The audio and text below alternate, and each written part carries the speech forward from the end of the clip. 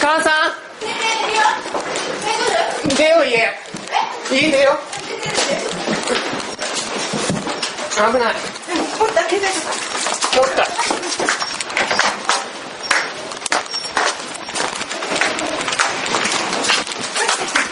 来ました逃げる逃げて早く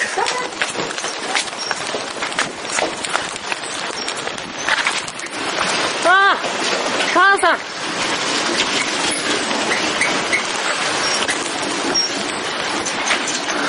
早く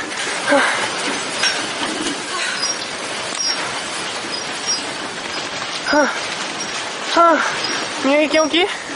ろうねちょっと電池危なくない大丈夫大丈夫大丈夫こうなってるみんなどうする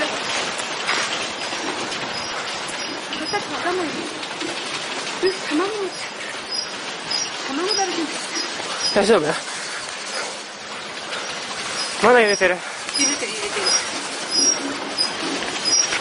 中学生いるよあそこに母さん立って座ってるといざって時に逃げられない立てる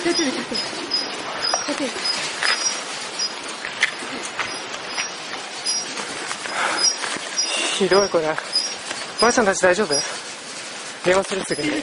って持ってる携帯携帯置いてきちゃった入んないでいいからいいじゃやめなまた落としてきたかも家の中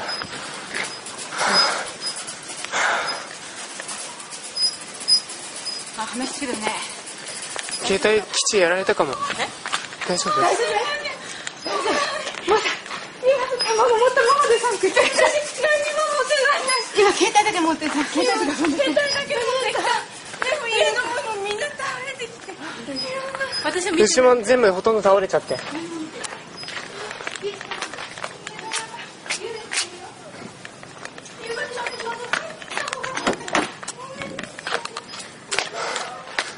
信じられない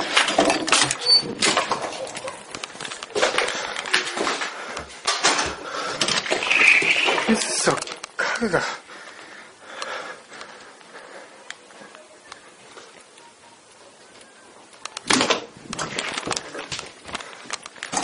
ダメ停電してる母さんダメ停電してる停電してる停電してるって停電してますよねしてますよね待ってちょっと離れたいかもこっち来た方がいいってばちょっと待って車の鍵取ってきて